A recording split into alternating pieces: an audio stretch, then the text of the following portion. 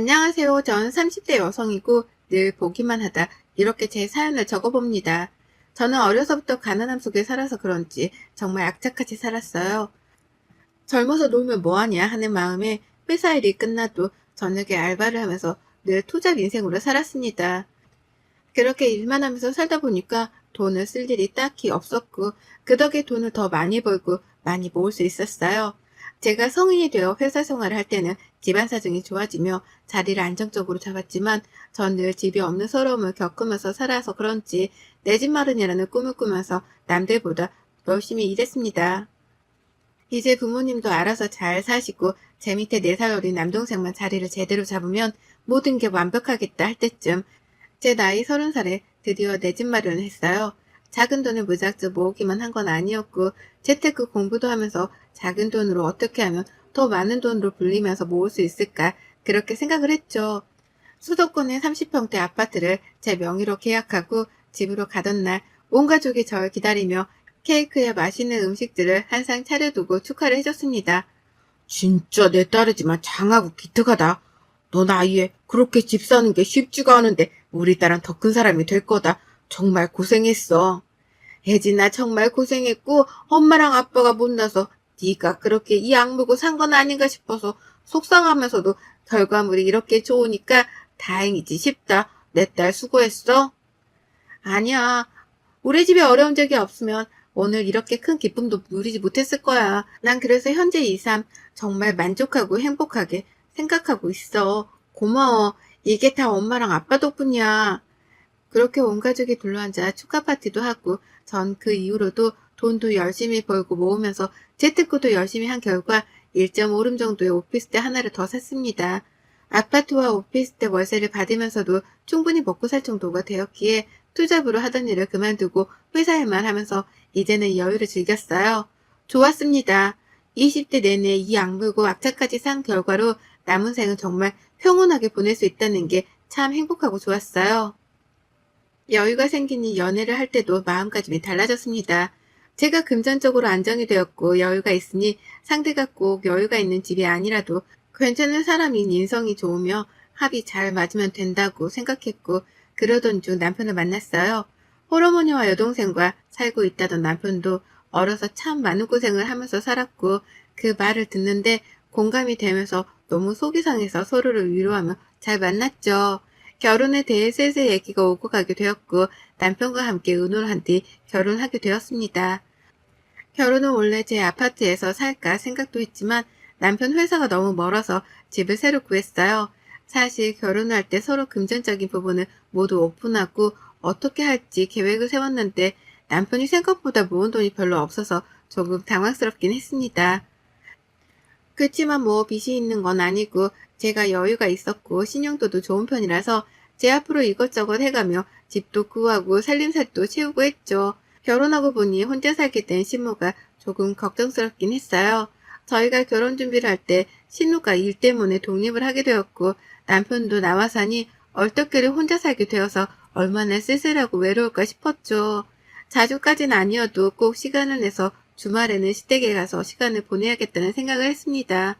저희 집은 남동생도 있고 부모님 모두 다 같이 계시니까 그나마 괜찮았죠. 연애할 때는 모르던 부분들이 같이 살면서 하나씩 보이기 시작한다고들 하는데 정말 그랬습니다. 제 남편은 연애 때도 게임을 즐겨하는 걸 알고 있었지만 거의 중독 수준이었죠. 퇴근하면 밥도 컴퓨터 앞에서 먹으려고 하고 새벽 늦게까지 게임을 하다 출근을 했는데 그렇다 보니 매일 아침마다 피곤해져서 그렇게 살았어요. 이런 모습이 너무 꼴보기 싫어서 한 번은 뭐라고 했습니다. 여보, 게임 좀 적당히 즐길 수 없어? 지금은 무슨 중독 수준이야. 결혼은 같이 했는데 왜 내가 집안 살림을 다 해? 어머님은 당신 엄마니까 이해하고 군말 없이 하셨을지 모르겠는데 난 당신 엄마가 아니야. 밥 해줬으면 고마우니 설거지라도 하는 신용이라도 하던가 빨래라도 돌리던가 쓰레기라도 버려주던가 해야지. 어떻게 내가 하나부터 열까지 다 하겠어? 내가 뭘 한다고 그래. 당신도 퇴근하고 나면 책 읽고 하고 싶은 거 하잖아. 나도 똑같은 거지. 내가 그렇다고 게임에 빠져서 돈을 안 벌어다 주는 것도 아닌데 뭐가 문제야? 대화의 핵심이 뭔지 이해를 못하겠어? 당신이 게임을 하든 취미생활을 즐기든 어디까지나 즐기는 수준으로 해야지. 당신 할 건 하면서 당신이 돈을 벌어다 주는 게 아니잖아. 나도 돈 벌고 있고 나도 쉬고 싶은데 집안 살려면 다 내가 하려고 하니까 얼마나 버겁겠어. 그거 뭐 얼마나 힘들다고 그래? 내 친구들 와이프들은 맞벌이해도 여자들이 살림 다 알아서 하던데? 그래? 내 친구 남편들도 살림 다 같이 해주던데 이런 논리로 대화하면 끝도 없지 않겠어? 시끄럽고 같이 사는 집이고 결혼도 같이 한 거야. 적어도 밥 해주면 감사할 줄 알고 시집이라도 해. 이런 식으로 아무것도 안 하면 나도 아무것도 안 해? 저렇게까지 싸우려던 게 아닌데 말을 하면 할수록 답답한 마음에 선전포고를 했고 저는 어차피 저렇게 질러버린 거 남편의 행동을 유심히 지켜봤어요. 남편의 게임 사랑은 끝을 몰랐고 괘씸한 마음에 저녁도 차려주지 않았습니다. 저 혼자 맛있는 거 해서 먹고 딱 1인분씩만 해서 유치하게 먹었죠. 밥도 일부러 여유분을 두지 않았어요. 배고프면 뭐든 알아서 다 차려 먹으라는 심보로 말이죠. 본인이 퇴근하고 오면 원래 밥을 개걸스럽게 퍼먹고 게임을 해야 하는데 밥은 없지, 배는 고프지, 게임은 뭐 들어가서 만나기로 한 시간이 있지 하니까 열이 받았는지 저에게 화를 내는 거예요. 아, 뭐해, 진짜 당신 내 밥은 없어? 밥통에 밥도 없고 라면도 없고 뭐 먹으라고 네 것만 해서 지금 처먹는 거야? 뭐? 처먹어? 그래, 내 거만 해서 처먹는데 왜 문제 있니? 너도 배고프면 네 거 해서 처먹어. 손이 없니, 발이 없니? 스트레스 받으니까 말 걸지 마. 그러자 남편은 방문도 일부러 쿵 세게 닫고 혼잣말로 중얼중얼 거리면서 욕도 하는 게 들렸어요. 솔직히 저런 모습을 처음 본 거라서 너무 충격받았고 기껏 밥을 해놓고 목에 넘어가지도 않아서 다 버린 후 방에 들어와서 쉬며 생각이 많아졌습니다. 제가 생각한 결혼 생활이라는 게 절대 이런 게 아닌데 저 사람 곁에서 더 행복해지려고 결혼을 했던 건데 왜 이렇게 불행해지고 있는 건지 싶었죠. 그 이후 남편과는 냉전의 시간을 가졌고 본인이 아쉬운 입장이니 마지못해 집에 와서 한 1시간은 청소도 하고 쓰레기도 버리고 빨래도 개면서 집안일을 하더라고요. 아무 말 없이 하길래 저도 아무 말 없이 그때부터 저녁을 차려줬고 먹고 씻고 또 컴퓨터 앞에 앉아서 게임을 했지만 신경 쓰지 않았습니다. 본인이 할 일을 모두 다 마치고 게임을 하는 거고 새벽까지 해서 피곤하든 뭐든 그건 본인이 선택한 문제이니 제가 간섭할 부분이 아니었죠. 그러던 중 어느 날은 남편이 저보다 먼저 퇴근을 하고 와서는 스테이크에 파스타에 케이크까지 한 상을 차려둔 거예요. 정말 너무 깜짝 놀라서 어리둥절했고 꽃다발까지 줬습니다. 뭐야 이게 다? 아니, 내가 당신이랑 싸운 동안 생각을 해봤는데 고작 게임 때문에 당신한테 너무 막말하고 상처 준 것 같아서 후회되고 창피하고 그러네. 미안해. 앞으로는 당신처럼 완벽하지 못해도 집안일도 같이 하도록 노력하고 그럴게. 그래 고마워. 그래서 이걸 다 준비한 거야? 나 요리 못하잖아. 그래서 사실 다 배달로 시키긴 했는데 그래도 옮겨 담으니까 감쪽같이. 그렇게 기분 좋게 남편이랑 저녁을 먹었고 본인도 얼마나 미안하고 후회스러웠으면 이렇게 작은 이벤트를 해줄 생각을 했을까 싶었어요. 그날은 분위기 좋게 하루를 보냈고 바로 다음날 충격적인 말을 들었습니다. 혼자 살던 시모가 지인에게 사기를 당해서 자가였던 그 집이 홀랑 넘어가게 생긴 상황인데 이걸 남편에게 끝까지 숨기다가 빚도축 때문에 도저히 못 견디고 연락을 한 모양이더라고요. 한마디로 사기당해서 알거지가 된 시모가 갈 곳이 없어져 저희 집으로 모시고 와야 하는 상황인데 저랑 싸운 상태고 사이가 좋지 않으니 눈치가 보였겠죠. 여보, 지금 우리 집에 발칵 뒤집혀서 진짜 어떻게 해야 할지 모르겠는데 내가 알아보니까 우선은 집 경매로 넘어갔고 엄마 모시고 나와야 해. 그렇게라도 해야 어느 정도 정리가 되더라고. 그리고 내가 대출받아서 2천 정도만 막으면 괜찮은 상황이거든. 솔직히 당신도 알겠지만 어머님이랑 같이 사는 건 불편하고 걱정돼. 지금 당신도 이제 막 집안일 하기 시작했는데 어머님 계시면 분명 또 나태해질 거고 어머님도 안 하실 거고 오로지 내 몫인데 나 그거 감당할 자신도 없어. 차라리 작은 집이라도 구해드리고 당신이 월세 부담하던가 해. 난 더 이상 당신한테 실망하고 싶지도 않고 더 실망할 것도 없어. 여기서 더 실망하면 그땐 우리 관계까지 위태로울 것 같거든. 내가 이 관계를 지킬 수 있는 최선이니까 그건 어려울 것 같아. 월세 부담하는 걸 차라리 내가 도와줄 테니까 반반씩 내. 엄마 혼자 어떻게 작은 집에 살라고 해. 당신이 내 입장이 되어봐. 지금 저런 상황에 땡전 한 푼도 없이 다 무너졌을 텐데. 어느 만에 구해주고 여기서 사세요. 이게 되겠냐고. 누가 원룸이래. 투룸 정도 구하면 되잖아. 혼자 사시는데 투룸이면 괜찮지. 그리고 월세 부담도 같이 해준다는데 왜 무조건 집으로 모시려고 해. 그건 멀리 봐서도 너무 힘들어. 당신이야 상관없겠지만 내 입장을 생각해봐. 지금 너무 이기적이야, 당신. 그래, 좋아. 결국 내가 똑바로 행동하지 못하고 당신을 너무 실망시켜서 이런 일이 생긴 거니까 각서를 쓰자. 변호사 사무실 가서 확실하게 공증도 받고 어떤 조항을 넣어야 하는지도 물어봐서 법 효력이 있도록 그렇게 쓰자. 내가 가사 일에 똑바로 돕지 않으면 어떻게 할 건지 등등 다 쓰자. 진짜 미안한데 여보, 딱 1년만 눈 감아줘. 1년 뒤면 승아도 다시 엄마랑 합칠 수 있으니까 그때까지 나도 돈 좀 더 모으고 그렇게 엄마랑 따로 살 수 있게 준비 좀 하게. 남편의 말을 듣고 너무 싫었지만 어쩌겠어요. 제가 더 완강하게 싫다고 할 수도 없었고 남편 말대로 각서를 작성했습니다. 법의 효력이 발생할 수 있도록 조항을 그대로 넣어서 단어 하나하나까지 꼼꼼하게 말이죠. 이 각서의 내용은 가사일을 돕지 아니할 시, 혼인 파탄의 사유가 발생할 시 등의 내용을 세세하게 다 예시까지 적었고 그렇게 될 경우 집부터 가구까지 모두 다 제 재산이며 애초에 이혼할 경우 재산을 모두 포기한다는 내용으로 작성했어요. 이혼을 하고 싶다고 생각한 적은 있지만 이혼할 생각까지는 아니었죠. 그래도 사람 일은 모르는 거고 본인 입으로 저렇게 말했으니 작성을 안 할 이유는 없다고 생각을 해서 그렇게 적었습니다. 그 후 원치 않았지만 시몬은 집에 들어왔고 정말 다 팔고 버리고 옷만 가지고 왔어요. 시몬은 한 일주일은 제 눈치를 보는 듯 했죠. 뭔가 제가 있을 때는 소파에도 편안히 안 계셨고 그래서 제가 다 불편했는데 딱 일주일 저렇게 눈치를 보며 행동을 조심조심 하더니만 남편과 시모가 짝이라도 한 듯 어느 날부터인가 행동이 달라졌어요. 본인이 집에 있으면 밥이라도 한번 해줄 법도 한데 제가 와서 차릴 때까지 배고프다고 노래만 부르고 TV 앞에서 떠나질 않을 채 저를 기다렸죠.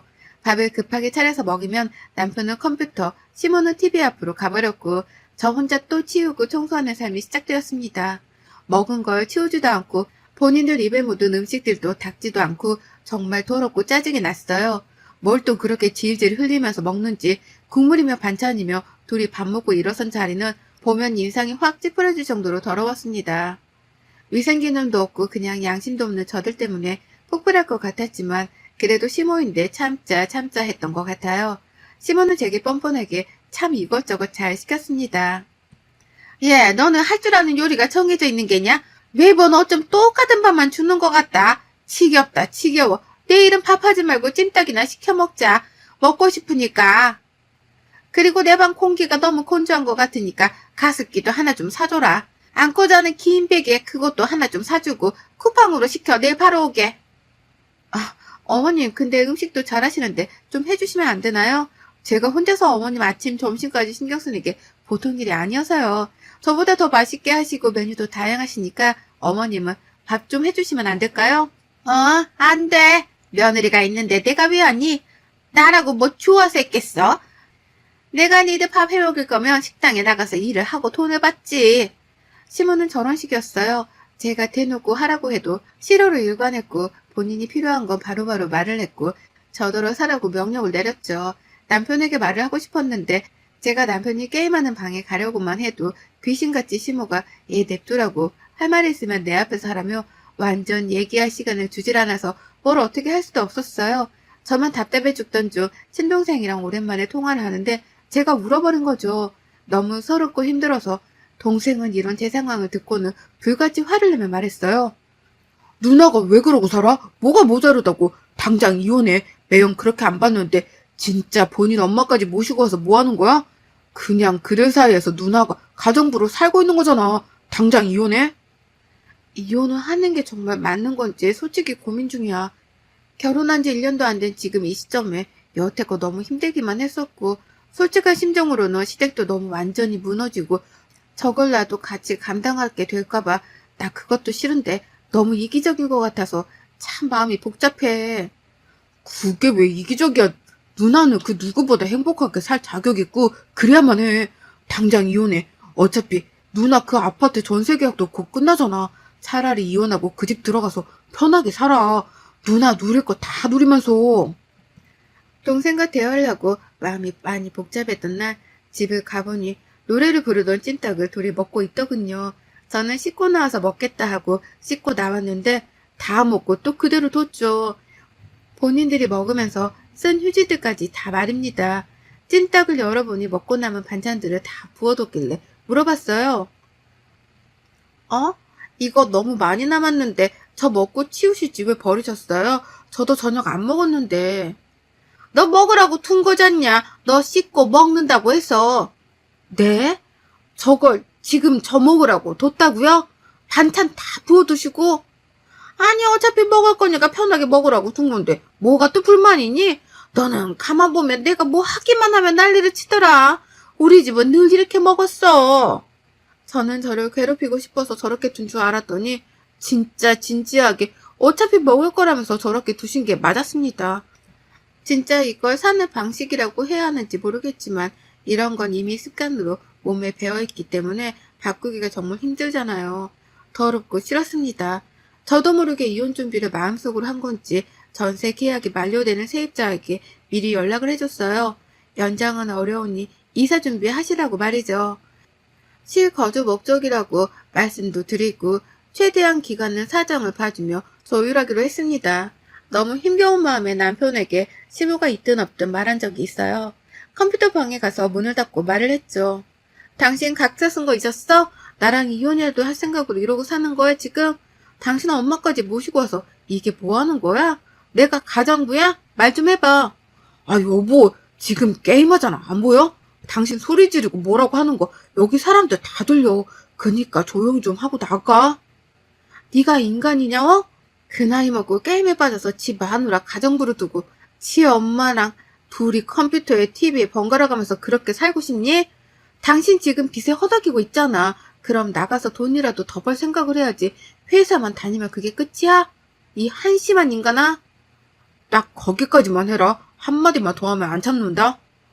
네가 뭔데 참고 말고야. 한심한 게 존심만 있어가지고 딱 말하는데 나 또한 여기까지야? 더는 못하니까 행동 똑바로 해. 안 그러면 너랑 나랑 끝이야. 남편에게 말을 했고 문을 열고 나가자 시몬은 저에게 막 뭐라고 했죠. 너는 내가 지금 이 꼴로 있으니까 네 남편도 우습고 나도 우습지? 어디서 못될 것만 배워서는 네가 돈 좀 있다고 사람 무시해도 되는 거냐? 어머님도 저한테 함부로 말씀하지 마세요. 집도 뭣도 없이 맨몸으로 쫓겨나신 어머니 거두고 있는 게 저인데 고맙지도 않으세요? 저 같으면 고맙고 눈치 보여서 낮 시간에 청소라도 할 것 같은데 양심에 털이 난 건지 참. 어머님도 그렇고 저 사람도 그렇고 양심이라고는 눈꼽만큼도 없네요. 그렇게 시무랑도 대판 싸우고 아무것도 하기 싫은 상황에서 저는 마음을 추스리고 또 추스리면서 일상을 보냈습니다. 그러다 어느 날은 퇴근하고 왔는데 거실에 짐들이 가득 놓여있고 신우가 있는 거예요. 불길한 느낌이 물었습니다. 이게 다 뭐예요? 아가씨 왜 여기 있어요? 내가 오라고 했다. 얘가 좀 일이 있어서 월세를 몇 달이나 밀렸나 봐. 그랬더니 글쎄 집주인이 인정머리도 없이 쫓아냈다고 하잖아. 그래서 어쩌겠냐. 지 오빠랑 내가 여기 있고 우리 집이 여기니까 일로 오라고 했지. 나랑 방은 같이 쓸 거니까 신경 쓰지 마라. 저는 폭발했고 도저히 이 생활을 하고 싶지 않았습니다. 악에 받쳐서 질렀어요. 대체 지금 뭐 어떠라는 거야? 여기가 왜 당신네들 집이야? 지금 내 집에서 니들끼리 기생충 촬영하냐? 염치가 없어도 세상에 정도가 있지. 식구들이 어쩜 하나같이 기생하려고만 들어? 적당히가 없어. 적당히가. 아무것도 안 하고 놀고 먹는 한량처럼 지내는 주제에 진짜 니들은 사람도 아니다. 내가 딱 말하는데 바로 내일 니들 짐 사람 불러서 싹 집 앞에 던져둘 거야. 그거 가져가든 말든 알아서 하고 다들 내 집에서 꺼져. 이게 어디서 막말이야? 너 죽고 싶어? 하면서 제 뺨을 치려고 하길래 맞고 제가 뺨을 쳤어요. 감히 누구한테 손을 올려? 기생하는 주제에 찍소리도 하지 말고 네 딸이랑 아들 데리고 내 집에서 꺼져. 우리 집에서 기생충은 필요 없으니까. 이렇게 싸우는데도 방에서 컴퓨터만 하고 있는 남편에게 또 열이 받아서 컴퓨터 방에 가서 모니터와 본체를 집어들고 던져서 부셨습니다. 그 후 이 기생충들을 모두 내쫓았고 당장 어디로 가라는 거냐며 난리를 쳤지만 인터폰도 꺼두고 무시했죠. 급하게 회사의 사정을 대충 말하고 휴가를 냈고 저는 사람을 불러서 저들의 짐이라고 해봤자 옷밖에 없으니 그걸 다 쓰레기장 앞에 가져다 놨고 문자했어요. 니들 지금 쓰레기장 앞에 있으니까 가져갈 거면 빨리 가져가. 경비 아저씨한테 양해 구했고 자정 넘으면 버리신다고 했어. 절차대로 이혼을 진행했고 그 각서도 함께 제출했어요. 굳이 제출하지 않아도 재산 분할을 할 거리가 없어서 손해 하나 보지 않고 이혼을 하게 되었습니다. 이혼 후 저는 제 아파트에 들어가서 살고 있는데 정말 이게 사는 거지 싶게끔 삶의 질이 완전히 달라진 거 있죠? 하루하루 너무 행복하게 살고 있는 요즘이고 진작에 이혼할 걸 왜 참았나 싶어요.